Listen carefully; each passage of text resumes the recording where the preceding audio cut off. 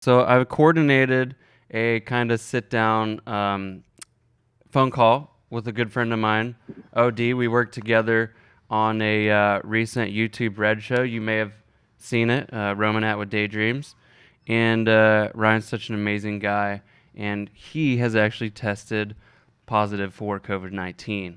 And I thought it would be kind of really a unique experience for us to be able to sit down with him and kind of just talk about it, answer some questions. I reached out to you guys on Twitter and I asked you if you had any questions that you might ask somebody that was experiencing, what the world is talking about right now. So I have Ryan on the phone on a video call with me right now, and I'll just switch over here.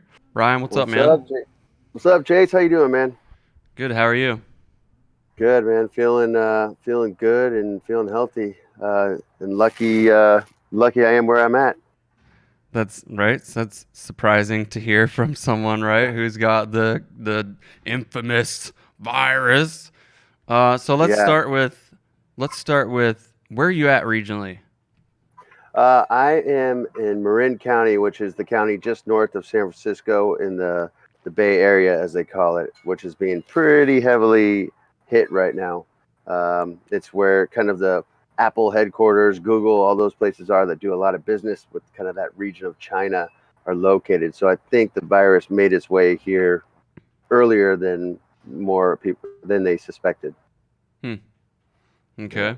And so I guess just explain like what it is you do. First of all, that kind of led to putting you in the position to be in the right, if you can say, the right place at the right time. And then I guess just tell the story about how you came to know that you had contracted the virus, and we'll talk about like the symptoms and stuff like that, and what people should expect from this. Okay. Well, yeah. So I'm an adventure cinematographer, camera operator, DP, as they call it, different names for the job. Basically, film people doing crazy stuff around the world and at home. I also work on a lot of different things. Um, but one of my favorite shows I've been working on for a long time is The Amazing Race, and we were going out to film it. Headed through some colder regions in the wintertime. We started filming in February.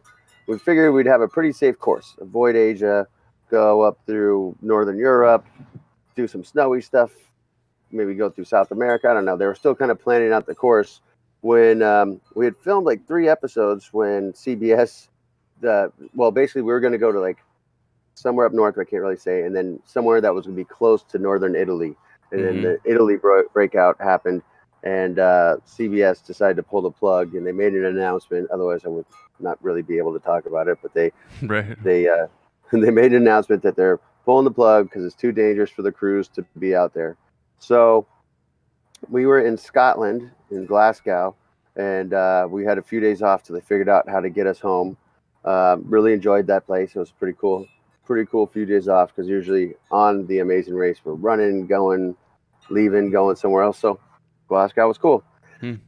Get get a flight home um, from from Glasgow to Heathrow in London, and then from London we flew to LAX International and spent the night in LA till I flew back up north to Oakland.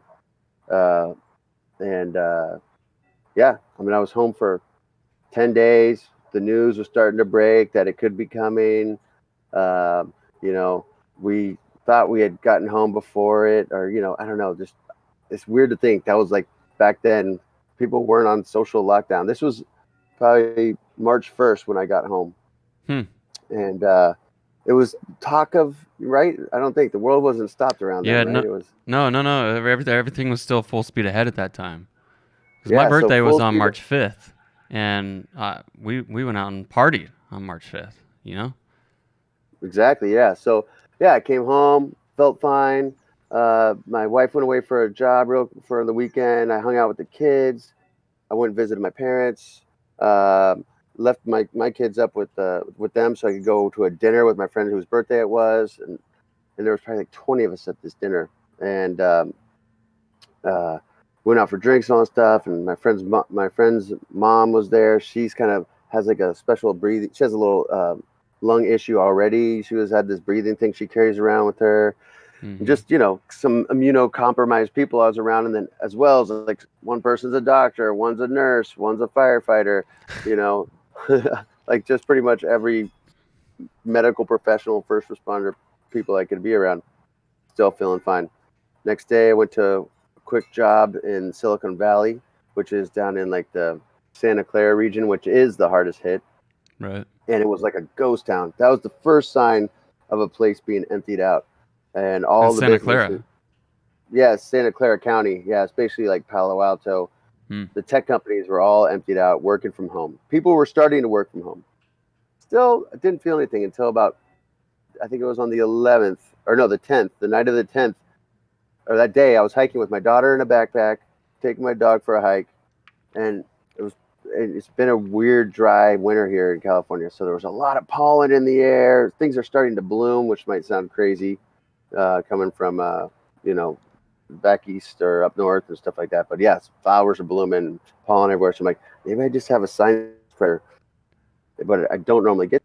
That night, I went home and went to go when I went to sleep.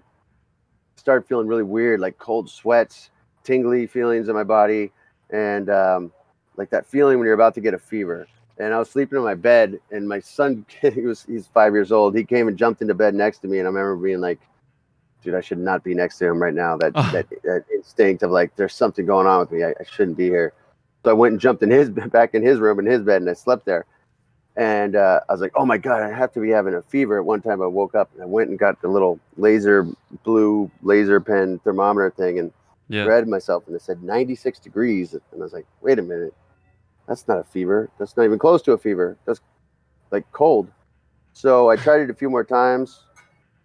Went into my son. He was sleeping, and I did it on his back and then on his head. And I was like, he's normal. What is going on? So I slept in the other room again, and in the morning time, I woke up and my head felt a little more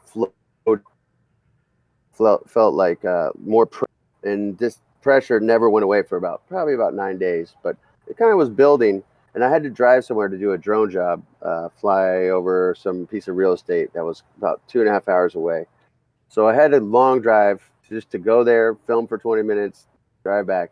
So it allowed me to make some phone calls and kind of really reflect on how I felt and do the timeline. And I was like, you know what? This is just the timing is just too perfect. 11 days after flying international. So I called my primary healthcare provider, and I told them where I'd been, what I do, and they called my local county health and human services, and they got back to me about 3 or 4 hours later, not too long, in the grand scheme of things. I was still driving, and they interviewed me, and they're like, "Well, you could be low risk. We don't know anyone coming from there or from like a cruise. You don't know anyone from a cruise ship that could have had it." And I said, "No." And they at first were going to hold off testing me, but then they decided to. And so the next day, they gave me a secret map to a location. It was like a drive-through testing center hidden behind these our local fairgrounds because they don't want people like freaking out and having hysteria of Oh, bum rushing the testing place. oh my gosh. Yeah, yeah. So you take this little road, you go back there. There's a person with a cone. They open the cone, you go in. Then there's like behind this building, there's people in hazmat suits. It looked like something out of, I don't know, some sort of movie. Like That ET? Yeah, like ET. Yeah, exactly. Like the tubes up. I drive No. in. They they roll down the window. They're like, open your mouth, and they're like, we're gonna stick this thing up your nose. And they stick a little stick up your nose, but it doesn't just go up your nose here. It goes like all the way back, and didn't hurt, but it was like I've never had someone do Uncomfortable. that to me before. It was like, yeah, like tickled. You wanted to sneeze. You wanted to sneeze this thing out, but it was fine. But yeah, it was interesting. So, And they sent me on my way. so after you get tested, um, how many days before you know the result? So now it's super long time. It could be 5 to 7 days. Some people are, but mine was 2. But seriously, I was doing it precautionarily because I didn't really think anything was wrong. I had my buddy over that night. I had another friend and my neighbor and his daughter over. I'm like, no way. Like, this this got to be just. I'm just something. It can't be that bad. Like I didn't have a fever. I didn't have that, but it just seemed. I just knew. Still, I did kind of know. I don't know. It's hard to explain, but Yeah. they called me when my friend was over with his daughter, and we were all had just eaten dinner, and I was like, they're like, sir, we're going to tell you that you're positive and you need to really be isolated. And I looked over at my wife and my buddy, and I'm like, guys, the world's about to change. And yeah, my friend called his ex-wife, and she freaked out. And he's like, yeah, he's like, I got to go. And so him and his daughter have been spending. They're spending. He's like, it's great. I just spent 2 weeks with my daughter. They have no side effect. They have no symptoms or anything yet. So they're doing fine. I just saw him drive by today, and we shouted at each other from over the fence. But yeah, man, it was just after that I just started like, the gravity of it hit me when I started thinking about all the people that I've been around. Like my kid's school. I dropped Yeah. them off on Wednesday. My daughter's daycare. The people I'd been to dinner with. My parents. That I, that are in their almost to their 70s, and I just started calling people and letting them know, and had to start a group chat. And it was like, I don't know, it's just one of those What things that, what is that reaction like from all the people that you have to like notify now? Hey guys, I got bad news, but I know we I were mean, I had to make. together a couple days ago and I'm positive for coronavirus. Like what is it? What is the most typical response that you get? Well, I called my like the person who had the dinner. I called the people who were hosting it, and I told him uh, what happened, and he sent out a group thread that I tested positive, which was cool because I didn't have to see anyone and be like, "You disgusting human." Yeah. Yeah. But it was good to get out there because I was having to make so many other calls. They checked in. They're just asking how I was feeling. The guilt that was there. That they all kind of like said, "Don't worry about that. Hey, this happens. You didn't know. You wouldn't have come out if you knew." I'm like, "No, of course not." And then I started calling other people because even when I first was having my symptoms, my dad was like, "Yeah, it's probably just stress," and I was like, "I don't think it's stress." So I called them and let them know, not stress. I deal Hmm. with pretty stress for a job all the time, and I know how to handle it. So they, they're everyone's just been supportive, and luckily, I called my friend's mom, who has the respiratory issues, and she happened to be with her sister, who's a doctor, and her sister was talking on the phone with me, and she was really, really sweet, and just like, don't take this personal. You didn't, cause this to happen. Don't worry. We just talked about the virology of it and stuff, and Yeah. the kids. She's like, kids will be fine because kids are used to having new pathogens in their life. Yeah. Like, don't worry, you didn't compromise them. Whatever happens, people will be able to get help. And really, one solace was that the people I was around were some of the first people to be exposed to it before the medical system has been, will be impacted. So I was like, well, maybe they'll have a chance to get help if they need it before it becomes too overburdened. But that being Yeah. said, only one or two, like my friend that I went to a job with, he got mild symptoms, and his family got mild symptoms. My sister, who I saw that day, she got almost the same timeline as me. She got it a few days later.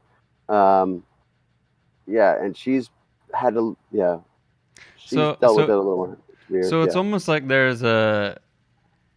has to be some correlation with genealogy. Certain people seem to get it or don't get it based on I don't know, Yeah. the Well, genes.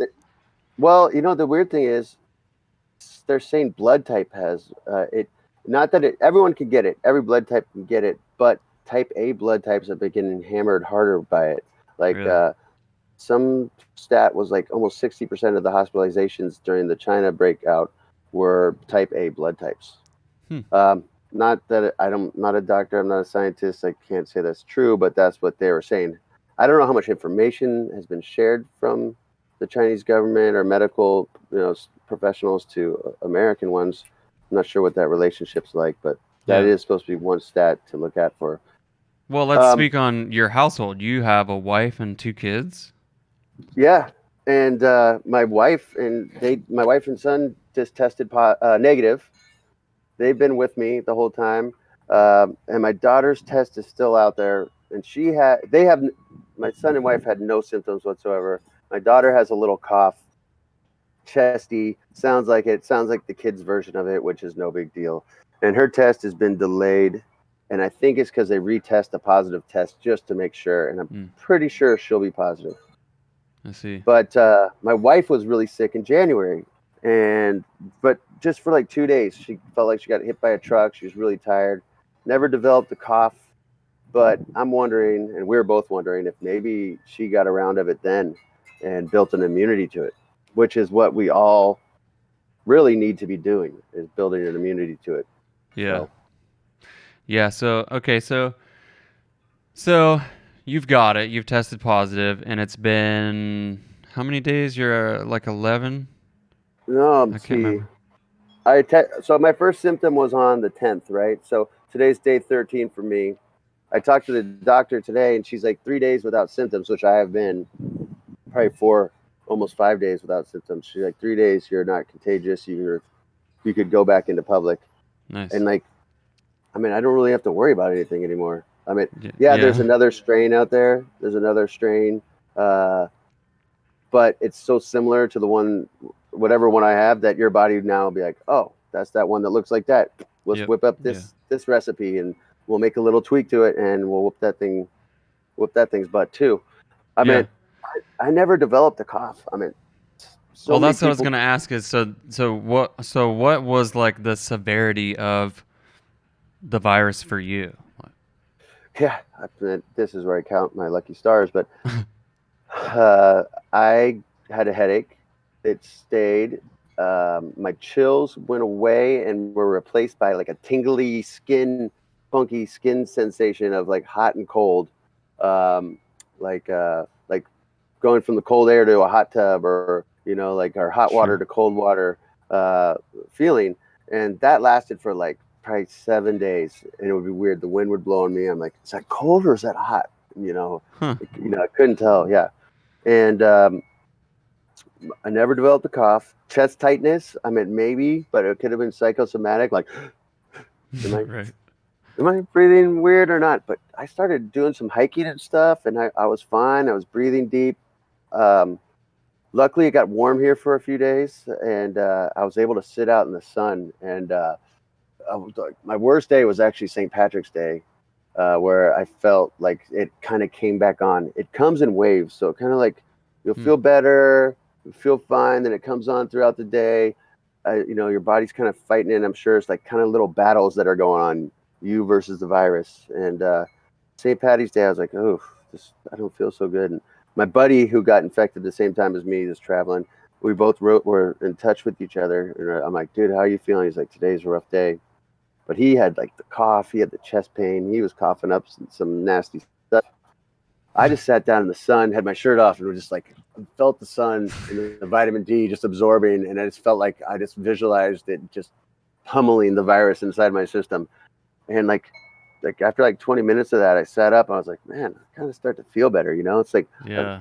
I kind of like mentally had to get to beat it, Well, and kind of visualize that healing. I'll say on the East Coast, we will not have that luxury because I saw some of the worst rain we've seen in quite a while. Just yesterday, crazy flooding. So I hope that we'll have some sun soon enough.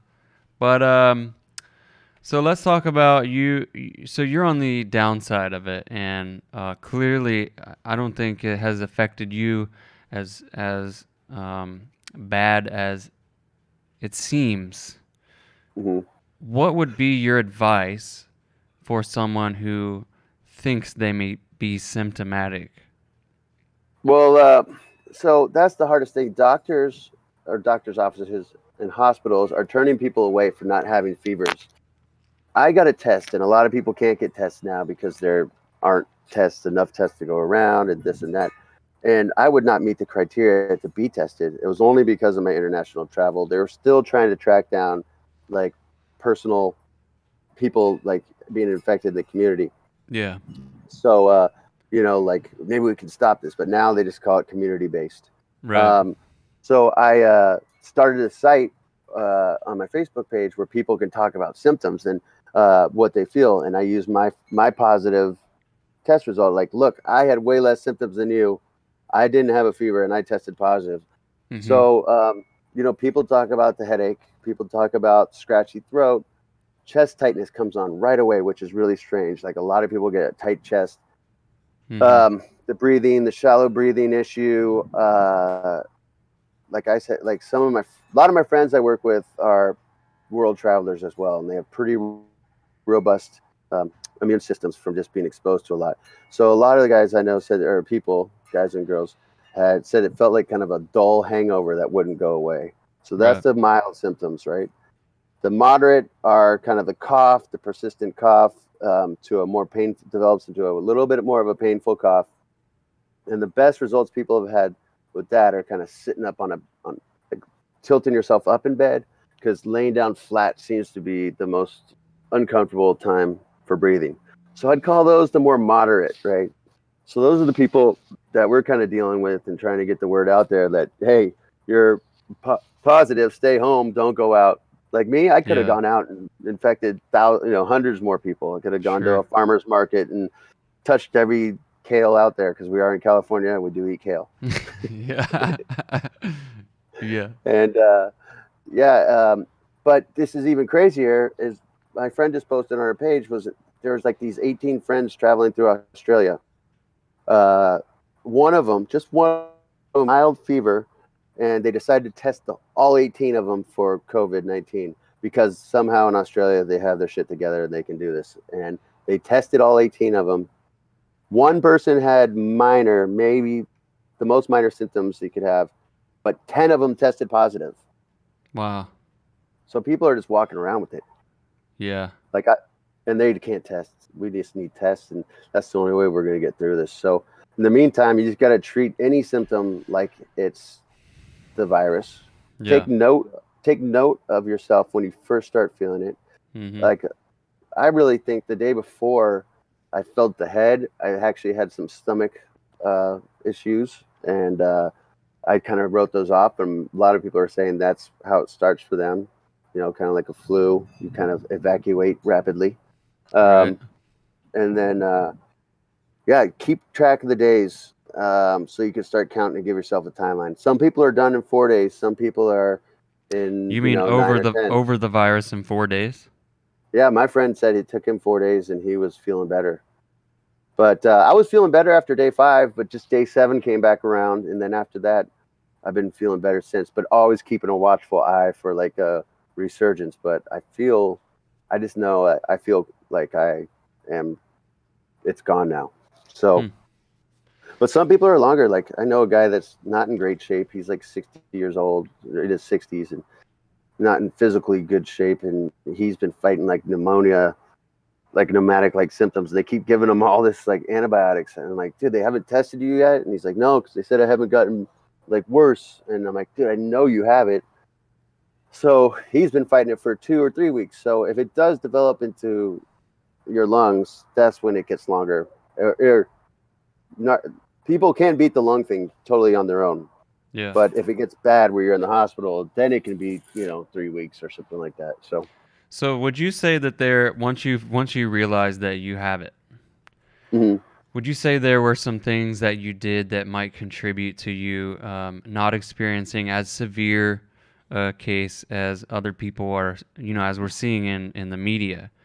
For instance, like, do you take a lot of probiotics? Are you extremely active? Like, what are some of the things that you helped, or would say you did that contributed to you having a less severe case as we've seen in the media?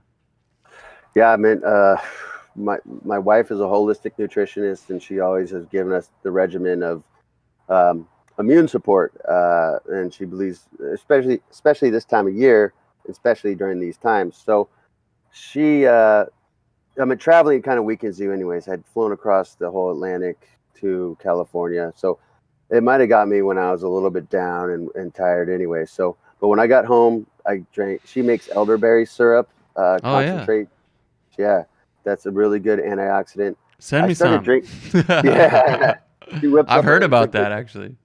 It's a really good recipe that she makes, and the kids love it. You know, it's like cinnamon, elderberry, boil them. And I don't know. She does Mm. it. It's magic, which is Mm. potion. Um, Probiotics she's big on, and vitamin D3 and vitamin K. You guys, especially on the East Coast and the North, without a lot of sun, you need to take vitamin D3 and quite a bit of it, and it's been keeping people pretty healthy throughout this. And you need to take a little bit of vitamin K with it. I think it's K2 because it helps protect your bones from the vitamin D. Um, and then her company Arbonne that she works for, they have these little immunity booster packets that have a lot of like purple fruit, skins in them, like resveratrol, all these things that just help bolster your immune system. So I've been kind of hammering that every day and drinking yerba mate. You ever heard of that? Yeah, actually. Yeah. Yeah, I got it on Amazon. I started drinking it because my buddy made me a cup one day. I was like, oh, this is good. And it's super strong antioxidant. You can It's get like that at the stronger than store in a Yeah, can. it's Yeah. stronger than like green tea and stuff like that. And so I liked it. And my friend Katie, she's actually an Olympic athlete. She does the skeleton, the head first down the luge. You Uh-huh. ever seen that? Yeah. Yeah. Yeah, she's done that for the USA. Been on the USA team for like the last 4 Olympics, and she researches all that stuff. And was telling her how my body temp dropped, and she got it. She's locked down in the training center in Lake Placid up in New York, and she was like, "Look what I found." She's like, "Apparently, if you have a lot of antioxidants in your system, when your body has an infection or like is about to fight a bug or getting ready to protect itself, it'll drop temperature, collect all those antioxidants, and then boom, go after what's basically get ready to go to war." And Wow.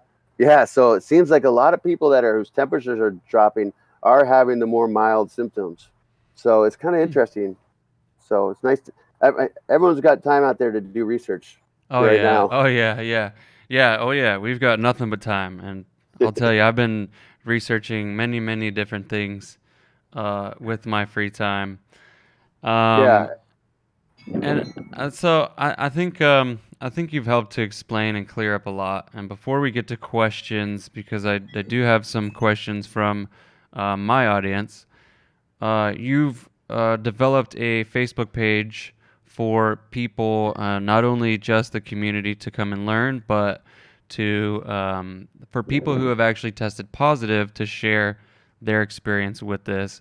And I think it's a really great tool for everyone to actually, you know, it's hard to trust mainstream media. I feel like anybody would agree to that.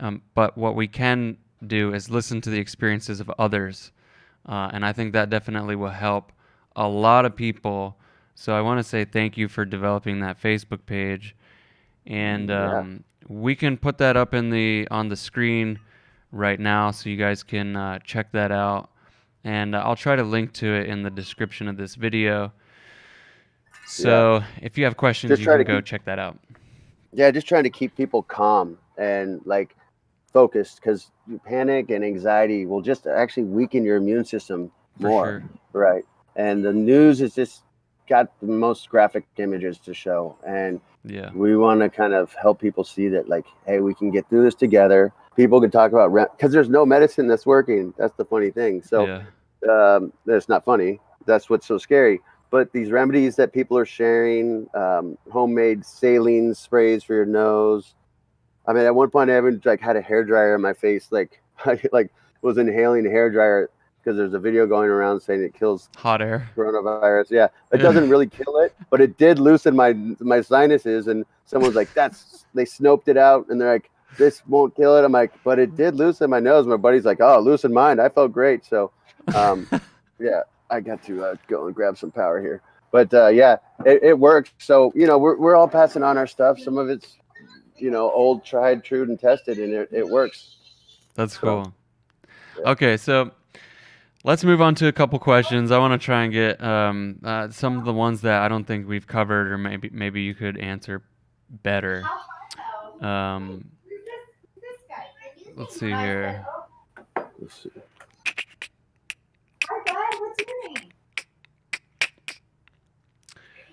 So here's one. What steps do you take to get well at home as opposed to being hospitalized? I hear a lot are sent home to get through it. I think you kind of just covered that.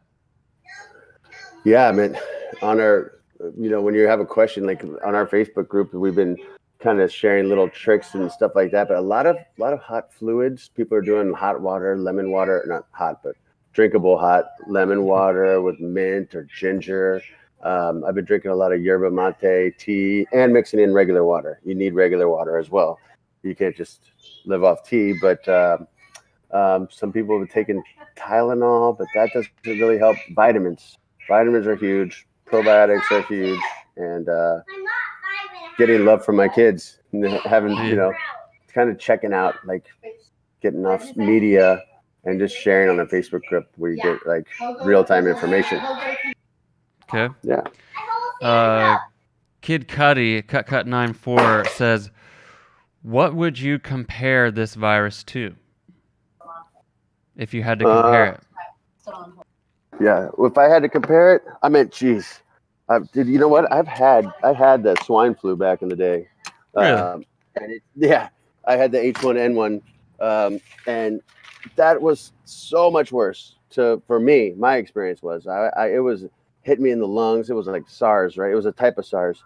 I mean, I had 104.1 temperature, or I was about ready to call 911, and then Oh I my got a little better gosh. with Tamiflu, um, helped me out. But you know, for me, I mean, it felt like allergies, like bad allergies, and a weird underwater hangover. Like my head felt underwater for a few days.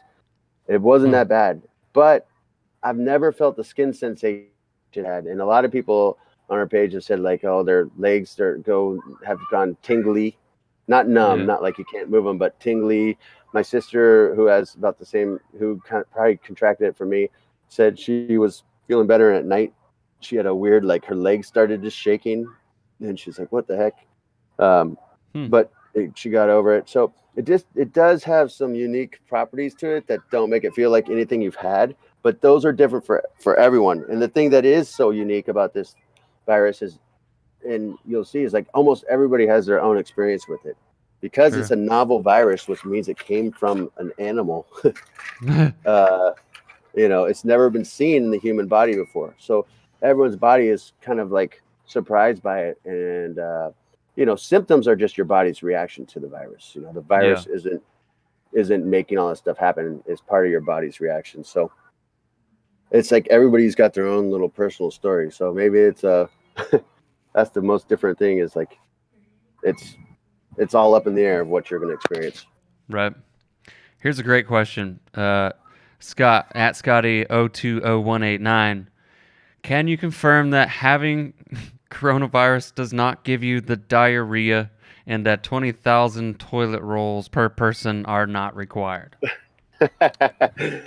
Well, I'm not going to say it doesn't give you diarrhea a little bit, but I think it was a 1 to 5. Like I think I had it one time to every 5 times of normal.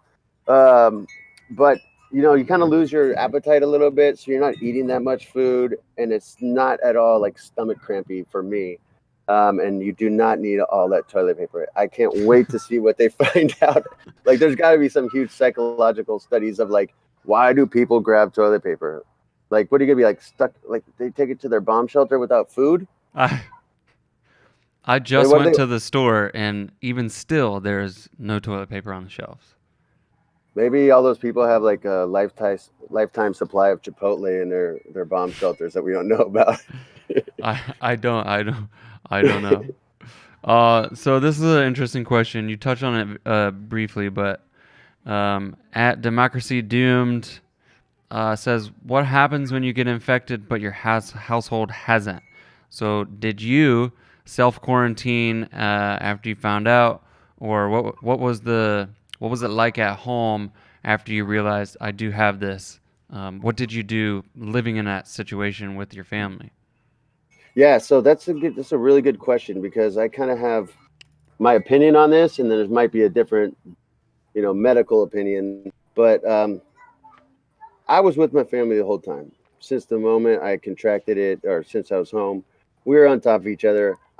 I was having my fever. My son had jumped in my bed between me and my wife, just sleeping in there like all 5-year-olds do from time to time, or most do. And we were in this together, and I knew kids. If this was something that threatened kids' lives in a lot more serious manner, I Yeah, might have done more. But I knew that they were. I mean, I'd heard that they were going to be fine. And having the love and support of your people around you in a time like this is huge. And it's huge on your psychology. It's huge on your mental state. It's for huge sure. on what you produce. And being around them and feeling that love. I feel like it helped me produce the antibodies faster and help me Yeah, beat this. My daughter started coughing probably the day before got my results, and I was like, oh gosh, or it's like, is it just a daycare thing? I'm like, well, we all have it. You just monitor each other.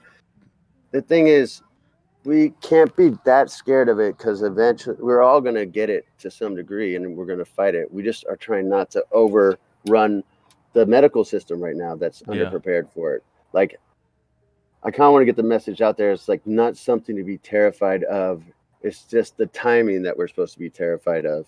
yeah, Because if we get this and beat this, like, we don't want to rely on a half-baked vaccine to like come out and be like, oh, this might work, this might not work, and then we waste all the energy shooting people up with something that doesn't work, like the flu shot doesn't half the year or half yeah, the time. It's like, if we get this and our bodies beat it, we'll be fine. But we need the machines for the people who it doesn't work for. right. So yeah, Okay. and we've always lived in our household. My wife, like I said, being a holistic nutritionist, she just has always kind of believed in taking it as it comes and just giving a good defense for your body. So Right. Okay. I think one more here because they're running a little long. okay. Um, I think this is kind of what everyone wants to know. And SJ Edwards 84 says, "Is it all the media has hyped it up to be?"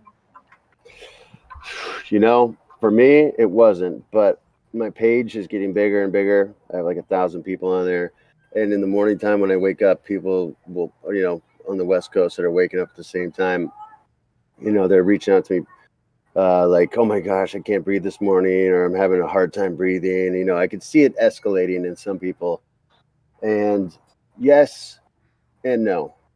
I don't even watch the media because I know they're trying to Yeah.